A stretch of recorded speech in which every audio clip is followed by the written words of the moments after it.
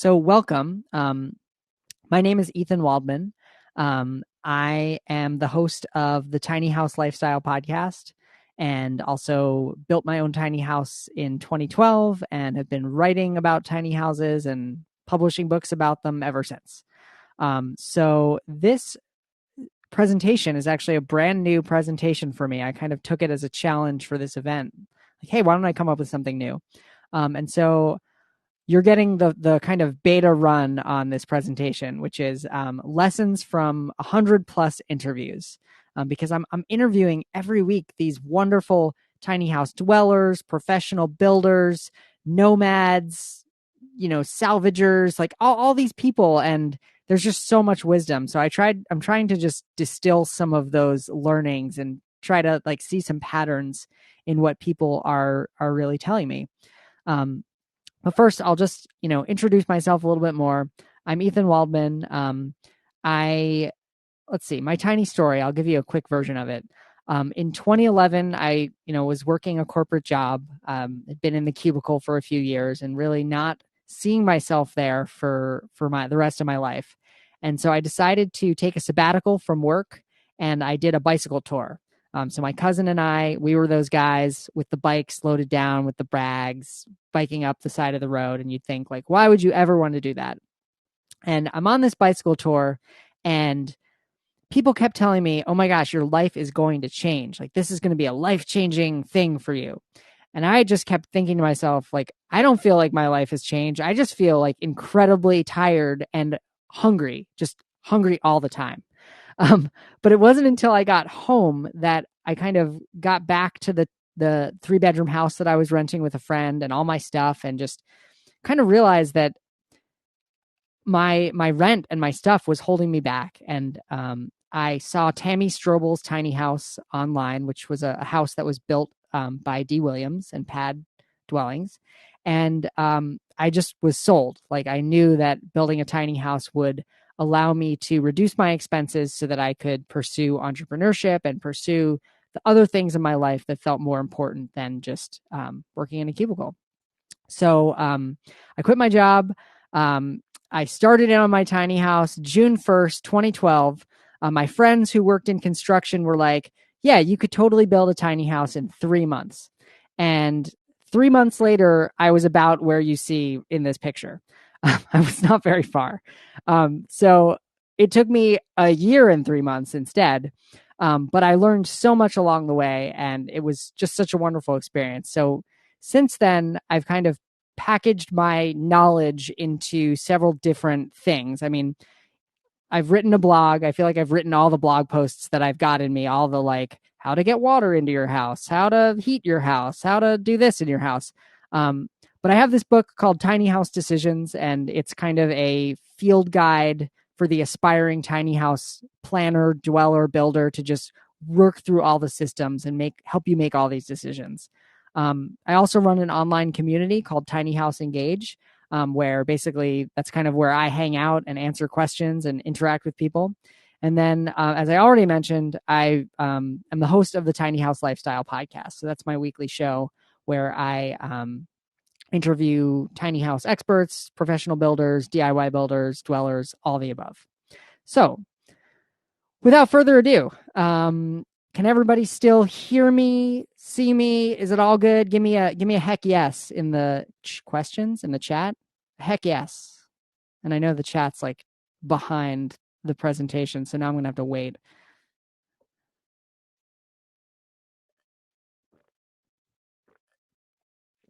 Heck yes. All right. And there are these like emojis down there. There's like the smiley guy with the hand on the face, and there's the crying person. What's the one on the right with the yellow? Are they like looking through? They're shouting? I don't know what they're doing. So what I've learned from 100, mind blown. Oh, nice. What I've learned from 100 plus tiny house interviews. So I've broken it down into categories, and I'm seeing right here that my sweet emojis that I picked an emoji for each one of these, but when I downloaded it as a PDF, they're not there. So working with salvage materials, this was an emoji, the dilapidated house emoji. So I'm going to for each of these, I'm going to kind of talk about a couple of people that I've talked to on the show and just kind of distill a lesson that I learned from them. So the very first one that I want to talk about is Shorty Robbins. And the lesson that I learned from Shorty is to think beyond just windows and doors. If you've ever seen her or her house, you'll know she does what do you call it? Reenactments of like 1860s reenactments. And so her tiny house is kitted out in all this antique stuff, and it's designed to look like a house that's old. But the coolest thing is that she actually took her upright piano that she just couldn't bear getting rid of, but never played, and she actually turned it into a bed. And so this piano is her bed. The whole thing folds out, and it's incredible.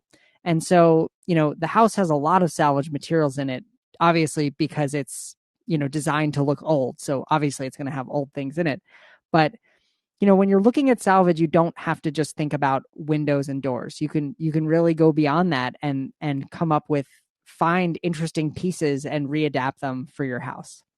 And so for each one of these slides, oh, whoops, wow, that went fast. For each one of these slides, I do have just the link down at the bottom to the episode of the show. So Shorty Robbins, episode 40. So if you want to learn more about her, you can go to that link or just search her on the podcast feed. All right, second lesson from the amazing and fearless Derek Deke Diedrichson. He was actually episode 2 of the show. And his tip is to carry demolition tools and a tarp in your car. If you follow this guy, he's just constantly picking up cool stuff and just repurposing it. And so just even in this picture, I can see that there's probably a salvage door on his wall. And so he actually talks about this in his micro living book, but in his minivan, he keeps a tarp, he keeps a bucket with a nail puller, a hammer, a utility knife, just because you never know what you are going to find on the side of the road. So Deke is an inspiration in this kind of area, and I highly recommend checking out his episode, following him. His site is called Relax Shacks, and he's just a wealth of info about kind of hillbilly building, kind of like he does it quick and dirty, backyard, funky cabins and forts. And yeah, carry demolition tools and tarp in your car because you never know what you're going to find. Closely related is my friend Alex Eves. And so Alex Eves is actually a reuse expert, but him and Deke together did this project where they took a box truck and they built out a tiny house inside of the box truck. And my lesson here is that when you do it salvaged, you can save a lot of money, but not a lot of time.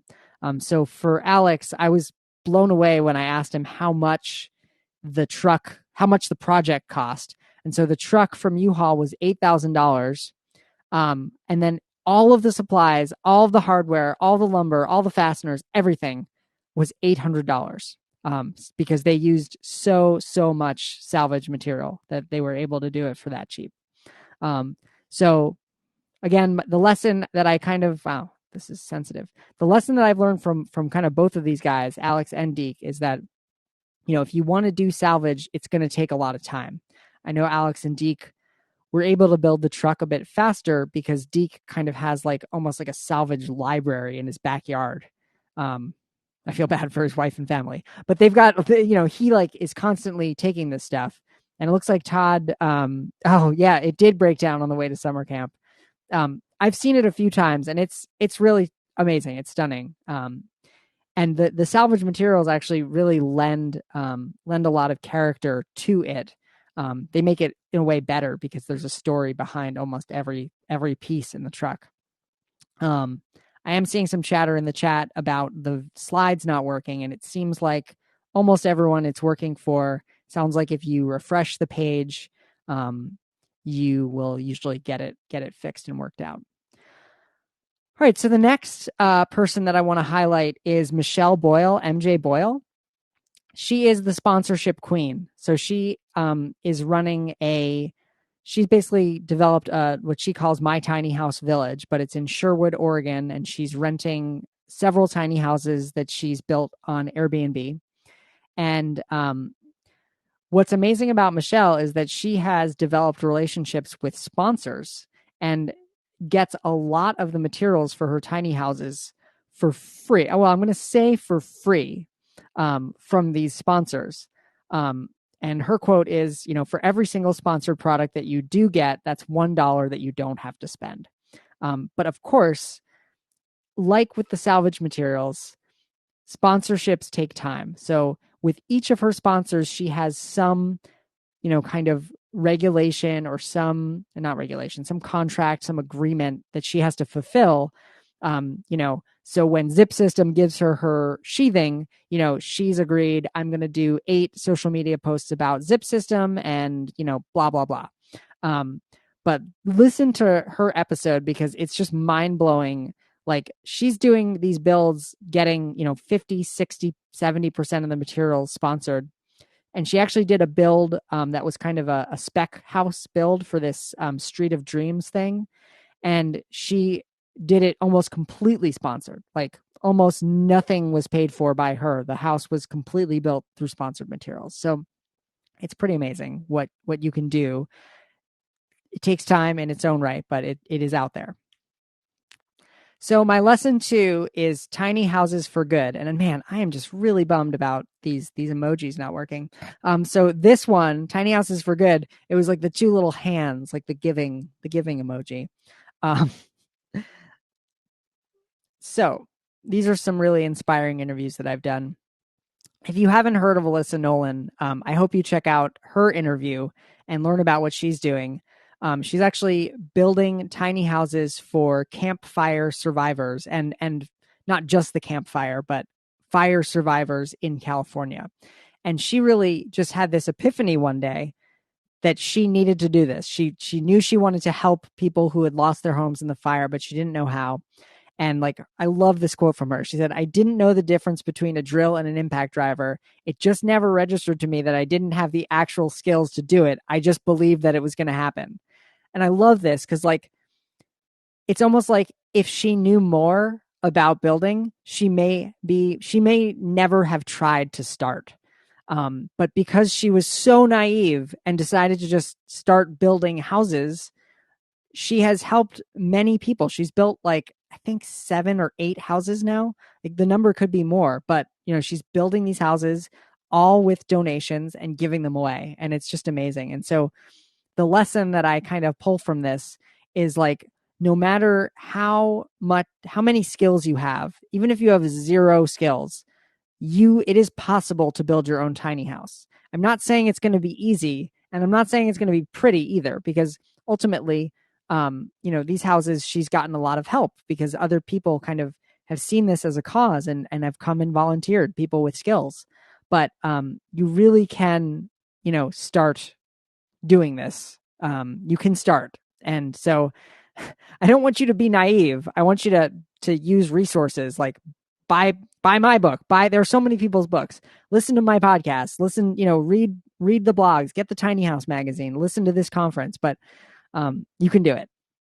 And for people who are asking about where they can find this, again, thetinyhouse.net is my site. And then if you go to thetinyhouse.net/095, that's kind of like a shortcut to get to her specific episode. And we are on all the major podcast platforms like Spotify, Apple, Overcast, Pocket Casts, wherever you get your podcast, just search for Tiny House Lifestyle. All right. So my next person, another super inspiring person, is Faith Fowler.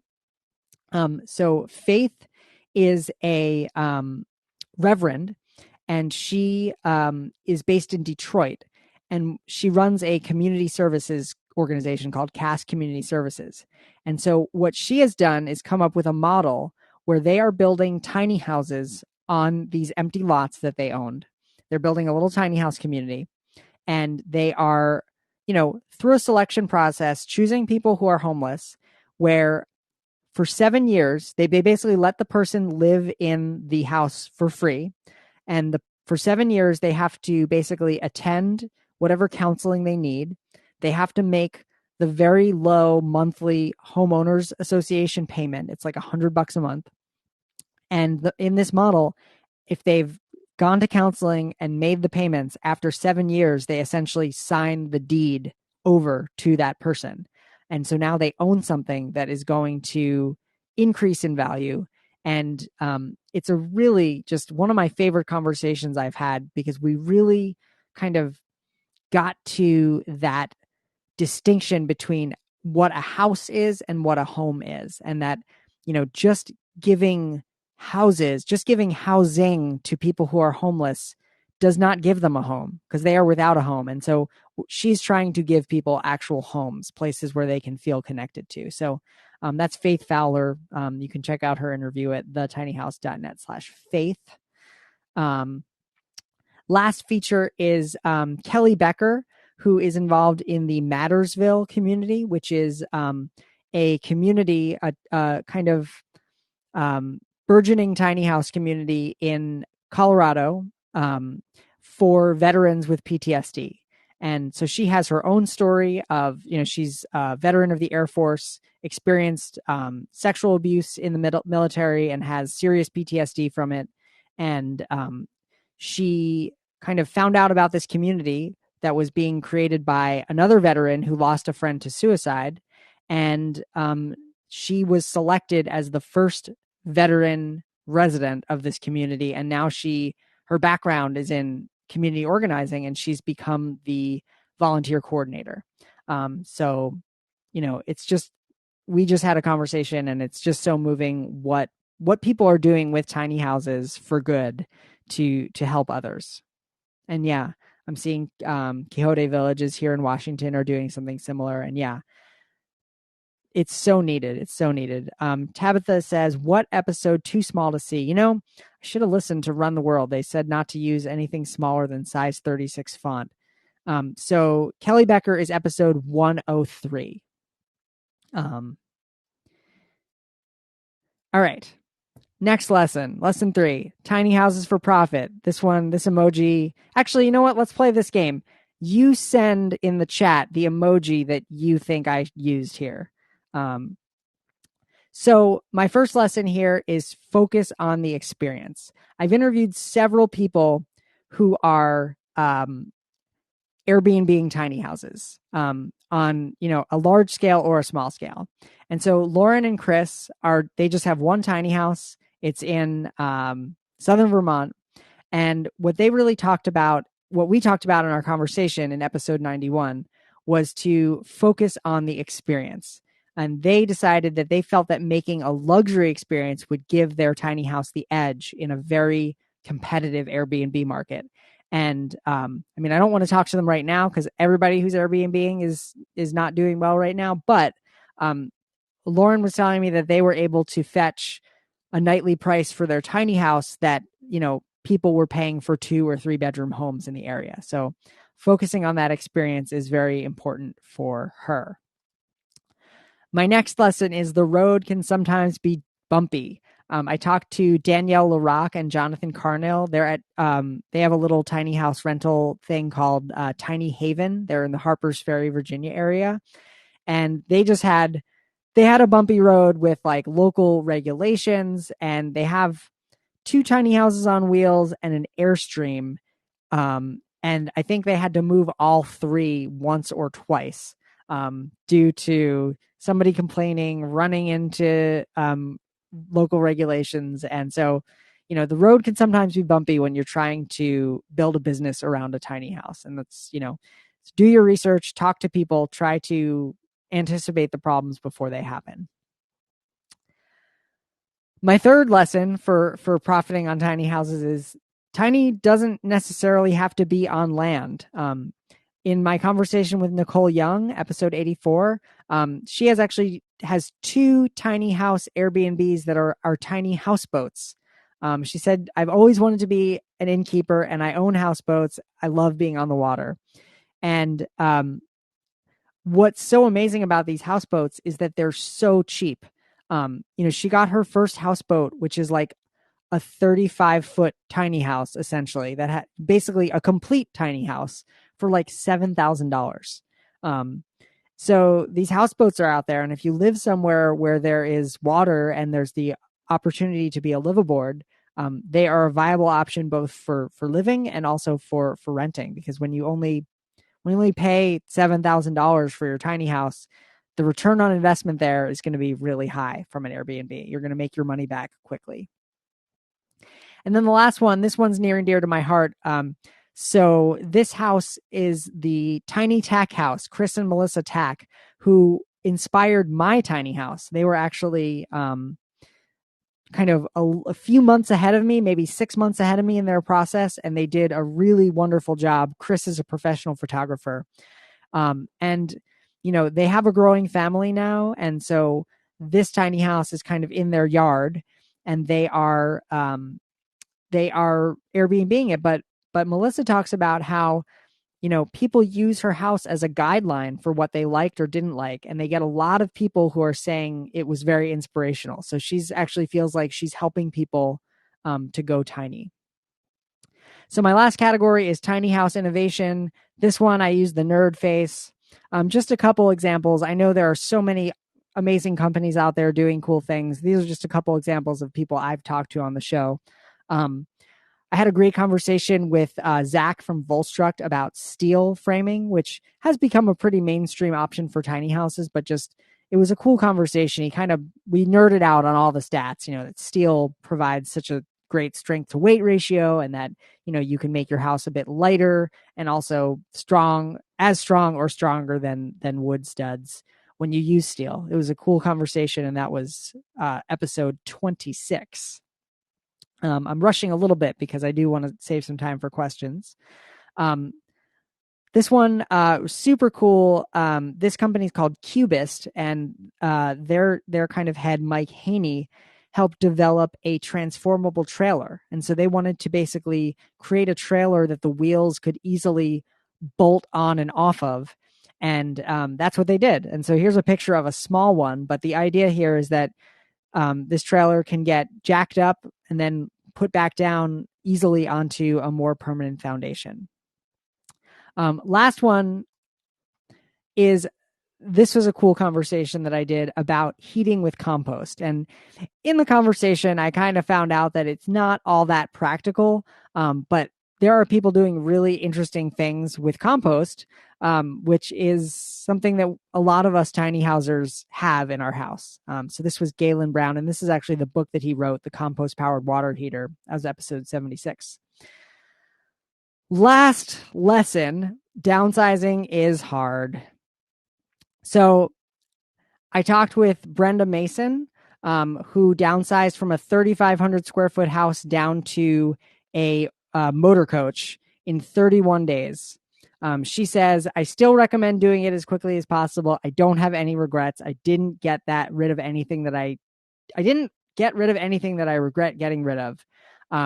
She's amazing. And, she actually teaches a course now in downsizing. But the lesson here is that, speed, when it comes to downsizing, speed can sometimes be your friend, because if you give yourself too much time to like kind of romanticize and like, those plates that I bought back at that Salvation Army, I loved those, but I haven't used them. Yeah. So if you spend too much time doing that, you're never going to get rid of anything. I also spoke with Felice Cohen, the famous Felice Cohen. I love this quote. When I moved into that tiny apartment, everybody was like, what's your problem? You're nuts. They were laughing at me, but 10 years later, no one is laughing. And she's just awesome. Felice makes the rounds at all the tiny house conferences. I'm sure she's speaking at this conference. I hope she is. And my very last lesson is, it's not necessarily downsizing. And this was a quote from Jody Brady, who I had on the show. She was episode 9, so a long time ago. And, Jody, instead of saying that it was like downsizing, she said this is right sizing. We're actually adjusting what we own to what our lives need, because they were reaching the age of retirement. Their kids had moved out. They didn't need to be in a huge house anymore. So I love that frame of looking at it as right sizing rather than downsizing. So weird. This was supposed to be a woman with their hand raised. Any questions? All right. Jacqueline has, okay. So the first question is my website, please. So my website is thetinyhouse.net. Here's a slide. Thetinyhouse.net. The book that I talked to is called Tiny House Decisions. And then Tiny House Lifestyle Podcast is the show that you can listen to in any podcast app. So let's look at these questions. I think I saw one about, hey, Jill Canto. Hi. Are tiny homes safe in storms? Would foundations be safer? I mean, yes, a foundation would be safer-ish, but your tiny house, if you live in a storm-prone area, I would definitely recommend tying it down. They make tie-down kits for mobile homes and RVs, and I would recommend doing that for your tiny house.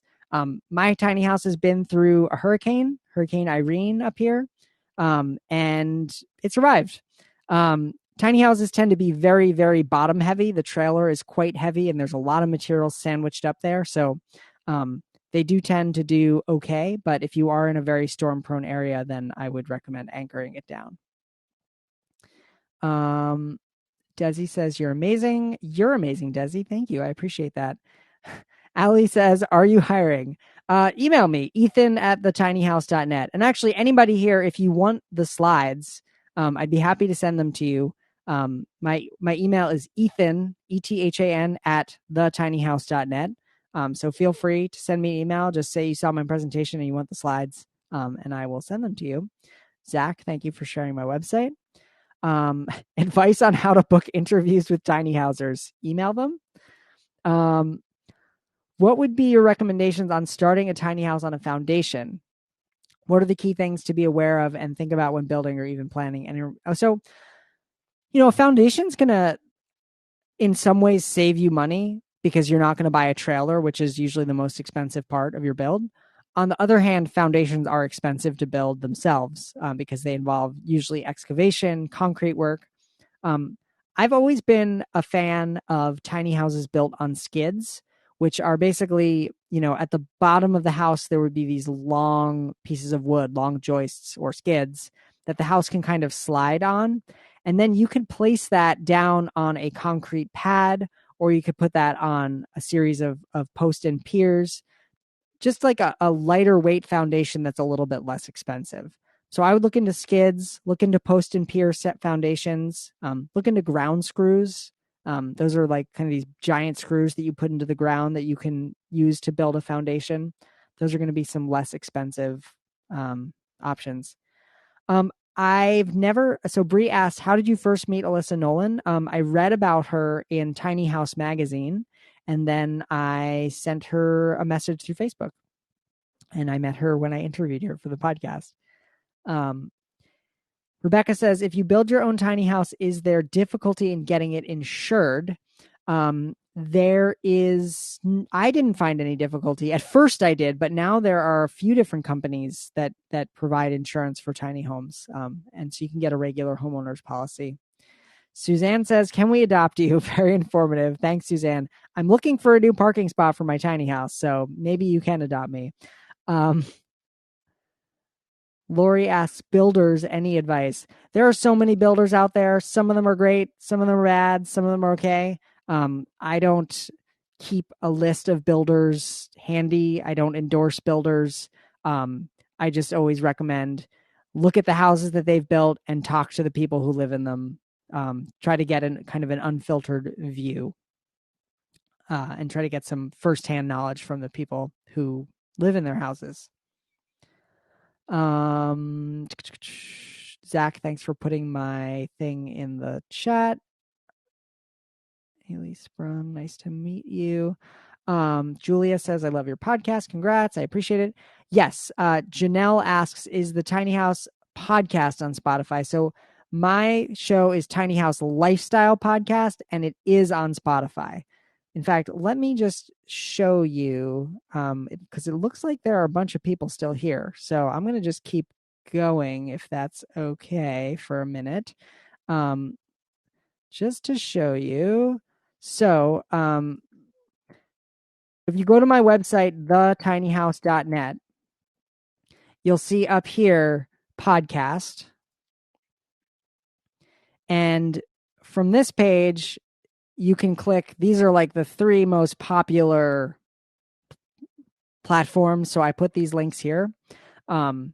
So if you click on Spotify, obviously it's going to send you out to Spotify, Tiny House Lifestyle Podcast. It's there. Also, if you listen in a different app, you can go over here and hit more. And then there's like a million different apps you can click on.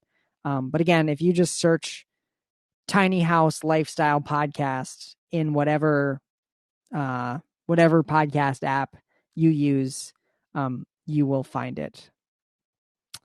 Well, I don't want to take away from the next speaker. So thank you all so much for being here. I really appreciate it. I will be back later tonight for a Q&A. I believe that's at 8:30 Eastern. So come check me out, 8:30 Eastern. I think me and Lindsay and a couple others are going to be talking. Oh, and I'll just show you too. So my book, Tiny House Decisions, that's also up here. And there's like this whole page. There's a video you can watch about it. But Tiny House Decisions is a comprehensive field guide to help aspiring tiny house dwellers like you make the right choices for your unique homes. So it starts with the kind of big questions of like on wheels versus on the ground. Should I build it myself or with help? Should I get plans or make my own plans? And it starts there. It goes into all the building systems, like how should you heat it? How should you insulate it? Stick framing versus SIPs versus steel, zip system, sheathing types, roofing types, all that kind of technical stuff. It goes all the way up through moving in and living tiny. So it's kind of as comprehensive as I could make it. It's kind of the resource that I wish that I had. And so it's called Tiny House Decisions. And it's, again, at thetinyhouse.net. Awesome. Catherine bought the Tiny House bundle. Thank you. Yes, I put that together too. I'm busy. Appreciate it. Appreciate it, Tammy. Thank you so much. All right, everyone. Now I'm going to hit end, which I'm not supposed to do until I'm done. So I guess now I'm done. Thanks, everyone. See you, Zach.